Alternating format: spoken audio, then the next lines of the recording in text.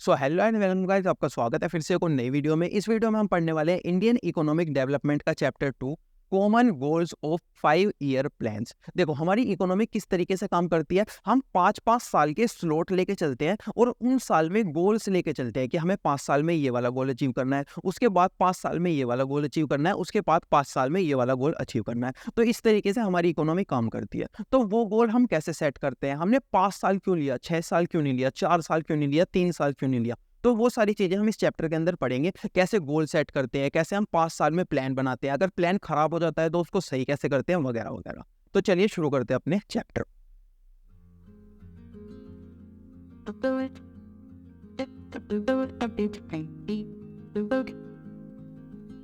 तो video start करने से पहले कुछ बेसिक बातें, कैसे आप इस वीडियो को देखकर मिनिमम इनपुट देकर मैक्सिमम आउटपुट निकाल सकते हो। ये बातें मैं हर वीडियो के स्टार्टिंग में बोलता हूँ। अगर आपको ये बातें पहले से पता है तो आप डायरेक्टली टॉपिक 1 के ऊपर जंप कर सकते हो।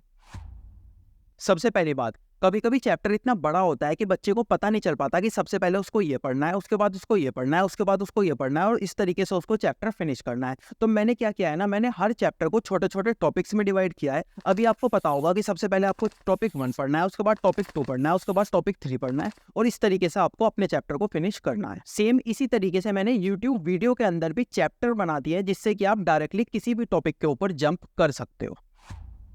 दूसरी बात, अभी आपको किसी भी चैप्टर को पढ़ने के लिए वीडियो का पार्ट 1, पार्ट 2, पार्ट 3 ढूंढने की जरूरत नहीं पड़ेगी। मैंने पूरा का पूरा चैप्टर सिर्फ और सिर्फ एक वीडियो में कवर किया है। तीसरी बात, इस वीडियो के अंदर जो भी आप पढ़ोगे उसके नोट्स बनाने की जरूरत आपको नहीं है। वो सारे के सारे नोट्स आपको हमारे टेलीग्राम चैनल पे मिल जाएंगे, जिसका लिंक आपको डिस्क्रिप्शन में मिल जाएगा, वहां से आप डाउनलोड कर सकते हो।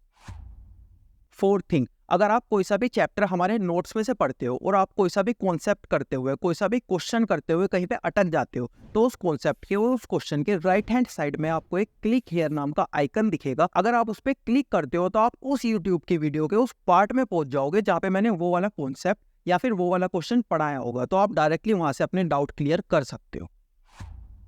और लास्ट चीज, बच्चे मुझसे कई बार पूछते हैं कि अगर वो इस वीडियो के सारे कॉन्सेप्ट, सारे क्वेश्चंस कर लेते हैं तो उसके अलावा भी और कुछ करने की उनको जरूरत पड़ेगी। तो अगर आप इस वीडियो के सारे कॉन्सेप्ट और क्वेश्चन सही से कर लेते हो तो आपको कुछ और करने की बिल्कुल भी जरूरत नहीं पड़ेगी। आप एग्जाम के अंदर 100 आउट ऑफ 100 मार्क्स ला सकते हो। अब शुरू करते हैं अपने चैप्टर को।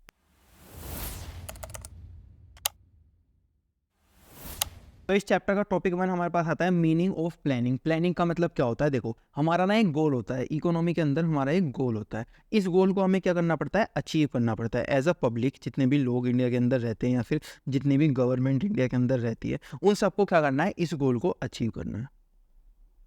अब ये ऐसे ही तो अचीव नहीं हो जाएगा, उसके लिए हमें क्या चाहिए, उसके लिए हमें प्लान चाहिए। अब इस प्लान को जब हम मेक करते हैं, जब हम इस प्लान को मेड करते हैं, यानी कि इस प्लान को हम बनाते हैं, तो उसको हम क्या बोलते हैं, उस चीज़ को हम बोलते हैं प्लानिंग। तो प्लानिंग का मतलब क्या होता है, एक गोल को अचीव करने के लिए जब हम प्लान करते हैं कि उस गोल को हम कैसे कैसे कैसे अचीव करेंगे, उसको हम क्या बोलते हैं, प्लानिंग बोलते हैं।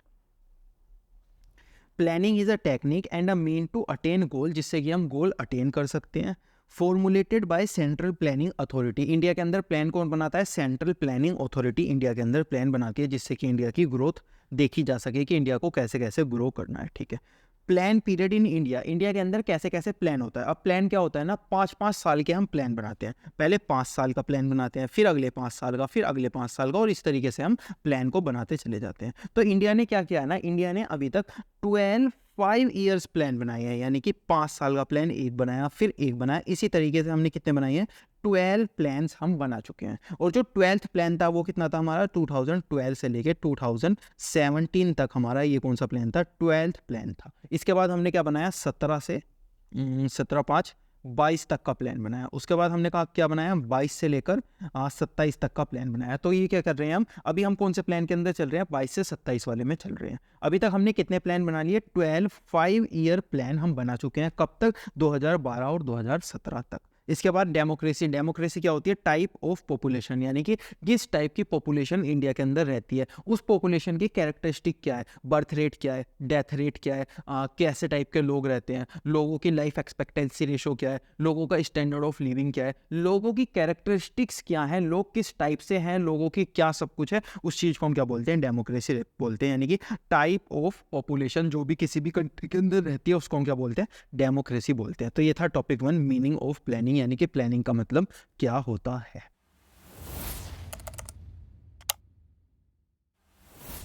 अब टॉपिक 2 हमारे पास आता है कैरेक्टरिस्टिक ऑफ इकोनॉमिक प्लानिंग। जो भी हमारी इकोनॉमिक प्लानिंग होती है उसकी कैरेक्टरिस्टिक क्या होती है, उसके फीचर्स क्या होते हैं। सबसे पहले ऑर्गेनाइजेशनल सिस्टम। जितनी भी इकोनॉमिक प्लानिंग होती है ना, वो ऑर्गेनाइज होती है, उसका सिस्टम ऑर्गेनाइज होता है। चीज़ें जहाँ पर हैं वहीं पर होनी चाहिए, किस तरीके से वो काम करेगी। अभी देखो ना, चीज़ें अगर हर जगह बिखरी होंगी, लोग हर जगह बिखरे होंगे, लोग अच्छे से काम नहीं करेंगे, तो कोई भी कंट्री डेवलप नहीं कर पाएगी। इसीलिए हर चीज़ क्या होनी चाहिए, ऑर्गेनाइज होनी चाहिए। हर लोग क्या होने चाहिए, ऑर्गेनाइज होने चाहिए। हर डिपार्टमेंट्स क्या होने चाहिए, ऑर्गेनाइज होने चाहिए किसी भी इकोनॉमिक प्लान के अंदर।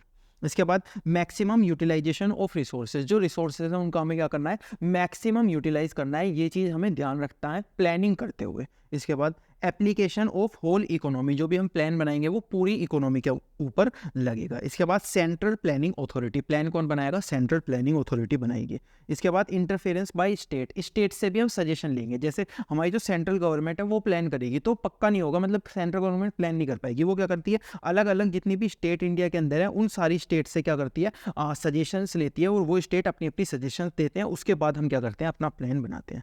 Change in economy. अगर हम प्लान के थ्रू अपनी इकोनॉमी को चेंज करेंगे तो हमारा प्लान क्या होगा, सेटिस्फाई होगा। जैसे कि सपोज ये इकोनॉमी है, हमें क्या करना है, इस इकोनॉमी को ना, हमारी इकोनॉमी अभी 3 समथिंग इकोनॉमी है, 2.5 समथिंग इकोनॉमी है, 2.6, इसको हमें कहाँ लेके जाना है, 5 ट्रिलियन इकोनॉमी पे लेके जाना है। तो हमें क्या करना है, उस हिसाब से हमें प्लान बनाना पड़ेगा। तो जो हमारी इकोनॉमी है उसे हम क्या करते हैं, प्लानिंग के थ्रू चेंज करते हैं। इसके बाद लॉन्ग टर्म। जो हमारे प्लान होते हैं वो हमेशा लॉन्ग टर्म होते हैं। ऐसा नहीं केवल 1 साल तक तो प्लान सही चलेगा, उसके बाद जो हो जाए देखा जाएगा, ऐसा नहीं। हमारे प्लान लॉन्ग टर्म के लिए अच्छे होने चाहिए। Pre determine objective. हमें पहले ये देखना पड़ेगा कि हमें अचीव क्या करना है। हम जैसे एक प्लान बनाने बैठे तो हम ऐसे ही प्लान बना देंगे, हमें ये तो देखना पड़ेगा कि हमें अचीव क्या करना है। अगर मैं दिल्ली जाने के लिए निकलूंगा मुंबई से, तो मुझे ये पता होना चाहिए ना मुझे दिल्ली तक पहुंचना है। ऐसे तो मैं कहीं से भी कहीं को भी निकल जाऊंगा, मैं गुजरात पहुंच जाऊंगा, मैं इधर नॉर्थ ईस्ट में पहुंच जाऊंगा, कहीं भी पहुंच जाऊंगा। तो ऐसा नहीं होना चाहिए। मुझे कहाँ पहुंचना है सबसे पहले मुझे वो पता होना चाहिए, मेरा क्या ऑब्जेक्टिव है वो मुझे पता होना चाहिए प्लान बनाने से पहले। इसके बाद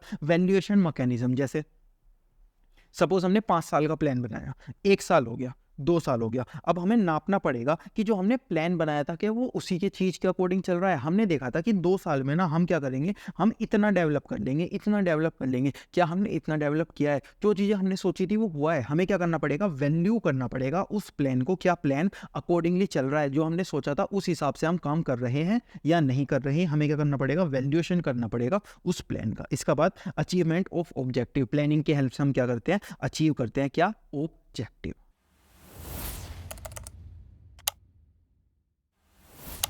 इसके बाद टॉपिक 3 हमारे इस चैप्टर के अंदर आता है Indian planning commission. Indian planning commission क्या होता है, ये कमीशन प्लान्स बनाता है। इंडियन प्लानिंग कमीशन इस्टेब्लिश कब हुआ था, 15 मार्च 1950 को इंडियन प्लानिंग कमीशन इस्टेब्लिश हुआ था। इसने इवेल्युएट करी थी फिजिकल कैपिटल और ह्यूमन रिसोर्सेज, यानी कि इंडिया के अंदर कितना फिजिकल कैपिटल है, कितना ह्यूमन कैपिटल है, कितने इंडिया के अंदर रिसोर्सेज है, उस हिसाब से फिर उसके बाद इन्होंने क्या किया था, प्लान बनाना स्टार्ट किया था। इसके बाद ये क्या करते हैं, make programs for the plan development and evaluate. सबसे पहले ये प्लान बनाते हैं, फिर उसको इवेल्युएट करते हैं। जैसे इन्होंने बोला कि हम ना 5 साल का प्लान बनाएंगे, 1 साल बीतेगा, 2 साल बीतेगा, हमारी 3 ट्रिलियन की इकोनॉमी 5 ट्रिलियन पे पहुंच जाएगी 2 साल बाद। तो ये इवेल्युएट करेंगे, क्या सच में 2 साल बाद 5 ट्रिलियन पर पहुंच गई। जब 2 साल बीत जाएंगे तो ये क्या करेंगे, इवेल्युएट करेंगे। हमने सोचा था 5 पे पहुंच जाएगी, क्या 5 पे पहुंच गई, नहीं पहुंची, तो क्यों नहीं पहुंची। तो सबसे पहले ये प्लान बनाएंगे कि हमारी 3 से 5 पे पहुंच जाएगी। उसके बाद ये इवेल्युएट करेंगे, क्या सच में 5 पे पहुंची या नहीं पहुंची। ये भी काम किसका होता है, प्लानिंग कमीशन का ही होता है। ठीक है, इसके बाद जो हमारा प्लानिंग कमीशन था ना, अभी वो प्लानिंग कमीशन डिसॉल्व हो चुका है इन 2015 में। उसको रिप्लेस किया है national institution for transforming India, NITI आयोग ने। अब क्या हुआ है, हमारा जो इंडियन प्लानिंग कमीशन था जिसको कि हमने 1950 में बनाया था, 2015 में हमने बोला कि अब हमें आपकी ज़रूरत नहीं है, आप डिसॉल्व हो जाओ। इसकी जगह एक नया आएगा NITI आयोग, यानी कि national institution for transforming India आयोग। NITI आयोग को रिप्लेस किसको रिप्लेस किया इसने, इंडियन प्लानिंग कमीशन को रिप्लेस किया। कब, 2015 में। अब नेशनल डेवलपमेंट काउंसिल, यानी कि ये क्या होता है, देखो ये जितना भी हमारा NITI आयोग होता है ना, ये प्लान बनाता है। ये क्या करता है, प्लान बनाता है।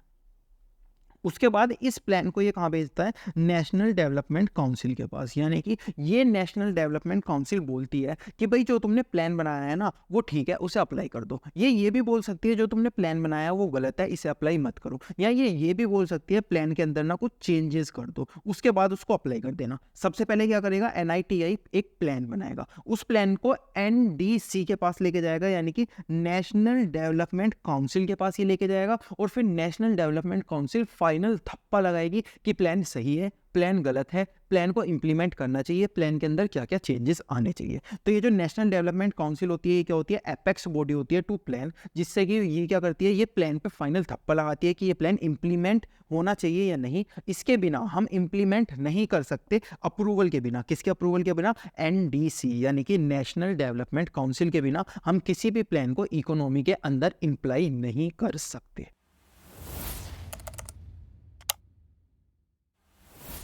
इसके बाद टॉपिक 4 हमारे पास आता है, objective of planning in India. देखो हमें क्या करना है ना, हमारे पास एक गोल है, हमें प्लान बनाकर इस गोल को अचीव करना है। क्या करना है, प्लान बनाकर इस गोल को अचीव करना है। तो प्लानिंग हम क्यों कर रहे हैं, अपने एक गोल को अचीव करने के लिए। लेकिन ये गोल क्या क्या हो सकते हैं, ऐसे कौन से गोल है जिसकी वजह से हमें इतना सारा प्लान बनाना पड़ रहा है। तो सबसे पहला गोल हमारे पास आता है इकोनॉमिक ग्रोथ, हमें अपनी इकोनॉमी को ग्रो करना है। उसके बाद मॉडर्नाइजेशन, हमारे इंडिया के अंदर मॉडर्नाइजेशन होना चाहिए। इसके बाद सेल्फ रिलायंस, यानी कि हम डिपेंड ना हो USA के ऊपर, दूसरी कंट्रीज के ऊपर डिपेंड ना हो, हम सेल्फ डिपेंडेंट बन जाए। इसके बाद इकोनॉमी इक्विटी, ऐसा नहीं होना चाहिए कुछ इंसान तो बहुत ज़्यादा अमीर है, कुछ इंसान बहुत ज़्यादा गरीब है, हर कोई ना तो ज़्यादा अमीर हो ना ही ज़्यादा गरीब हो, सब इक्वल होने चाहिए इकोनॉमी के अंदर। ये क्या होते हैं, ये कुछ हमारे ऑब्जेक्टिव्स होते हैं, हमारे गोल होते हैं जो कि हम प्लानिंग के थ्रू अचीव करना चाहते हैं।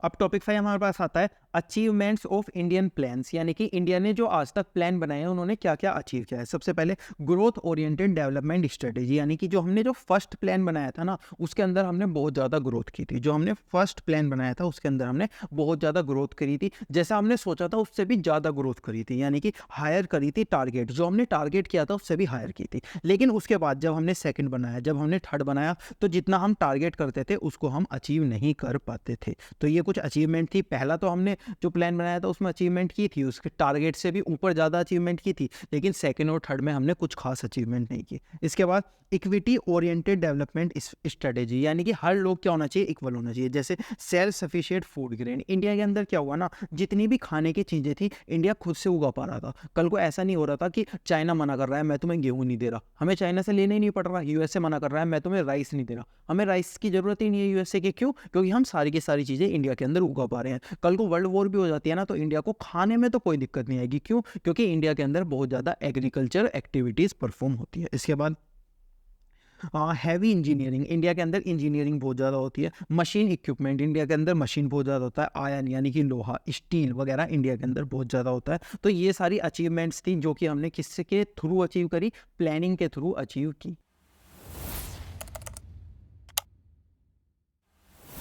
इसके बाद टॉपिक 6 हमारे पास आता है फेलियर ऑफ इकोनॉमिक प्लान, यानी कि जो भी हमारे इकोनॉमिक प्लान थे इंडिया के आज तक उनमें क्या क्या फेलियर आए। सबसे पहले लो प्रोग्रेस, हमने प्रोग्रेस तो की लेकिन वो प्रोग्रेस बहुत ज़्यादा स्लो थी।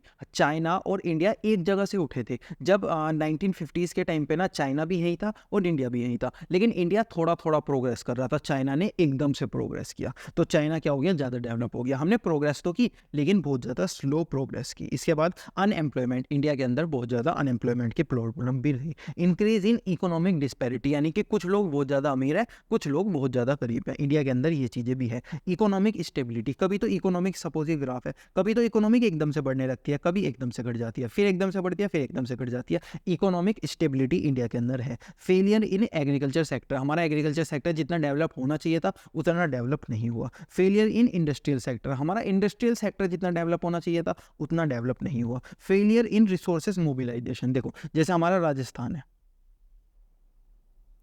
अभी राजस्थान के अंदर क्या है ना, राजस्थान के अंदर वाटर की कमी है, यानी कि पानी की कमी है। तो हमारे क्या हक बनता है कि जो राजस्थान है उसके कोने कोने तक वाटर पहुंचे, उसके कोने कोने तक पानी की सुविधा पहुंचे। लेकिन हम ये चीज़ करने में असमर्थ रहे, यानी कि हम ये चीज़ नहीं कर पाए। इसकी वजह से क्या हुआ, हमारे जो रिसोर्सेज थे हमने उन्हें मोबिलाइज नहीं किया। रिसोर्सेज का मोबिलाइज क्या होता है, जैसे कोई दिल्ली के अंदर रिसोर्सेज है, मुंबई के अंदर रिसोर्सेज नहीं है, तो दिल्ली से मुंबई तक पहुंचाना, रिसोर्सेज को मोबिलाइज करना, एक जगह से दूसरी जगह ले जाना। हम राजस्थान के अंदर पानी नहीं पहुंचा पाए, यानी कि जो हमें रिसोर्सेज मोबिलाइज करने चाहिए थे वो हम नहीं कर पाए। इसके बाद dependency on foreign add. Foreign add यानी कि जो लोग मदद कर देते हैं आउट ऑफ इंडिया, उनके ऊपर भी हम कभी कभी डिपेंड कर जाते हैं। इसके बाद डिफेक्टिव रेगुलेटरी पॉलिसी। जो हमारी पॉलिसीज थी उनके अंदर बहुत ज़्यादा डिफेक्ट्स थे। ये क्या थे, फेलियर थे किसके, इकोनॉमिक प्लानिंग के। जो भी हमने आज तक प्लान किया है उसके अंदर जो भी फेलियर्स हुए हैं वो सारे ये हैं।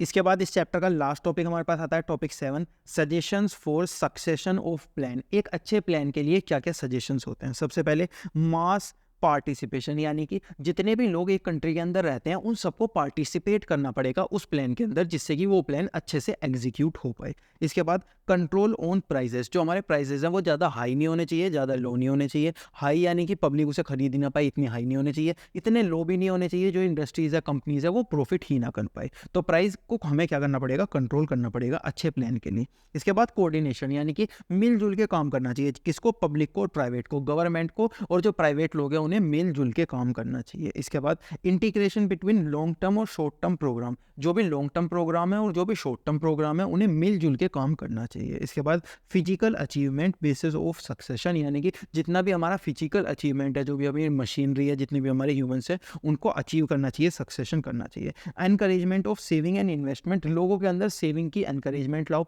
यानी कि लोगों को बताओ कि सेविंग कितनी ज़्यादा इंपॉर्टेंट है, इन्वेस्टमेंट कितनी ज़्यादा इंपॉर्टेंट है, वगैरह वगैरह। Control on population growth. हमें पॉपुलेशन के ऊपर भी कंट्रोल करना पड़ेगा। Job oriented economic planning. जो हमारी इकोनॉमिक प्लानिंग है वो जॉब ओरिएंटेड होनी चाहिए, कोई भी इंसान अनएम्प्लॉयड वहाँ पर नहीं होना चाहिए। Coordination between capital intensive and consumption oriented industries. देखो इंडस्ट्रीज ना दो टाइप की होती है, एक तो होती है कैपिटल, एक होती है कंजम्पशन। कंजम्पशन कैसी होती है, सपोज किसी इंडस्ट्री ने ये बनाया, टैबलेट बनाया, तो इसको मैंने कंज्यूम कर लिया। लेकिन कुछ इंडस्ट्रीज होती है जो कि मशीन बनाती है, जो कि क्या होती है, उन इंडस्ट्रीज के गुड्स किसी और इंडस्ट्री के काम आते हैं, उन इंडस्ट्री के गुड्स किसी और इंडस्ट्री के काम होते हैं। उसको हम क्या बोलते हैं, कंजम्पशन इंडस्ट्री, कैपिटल इंडस्ट्री बोलते हैं। और कंजम्पशन इंडस्ट्री उसको हम डायरेक्टली कंज्यूम कर लेते हैं। जैसे ये टैबलेट है, इसको मैंने डायरेक्टली कंज्यूम कर लिया, अपने पर्सनल यूज़ के लिए काम कर लिया। तो इन दोनों इंडस्ट्रीज़ को, कैपिटल इंडस्ट्रीज और कंजम्पशन इंडस्ट्रीज़ को मिलजुल के काम करना चाहिए। इसके बाद utilization of human power. India के अंदर इतने सारे लोग हैं,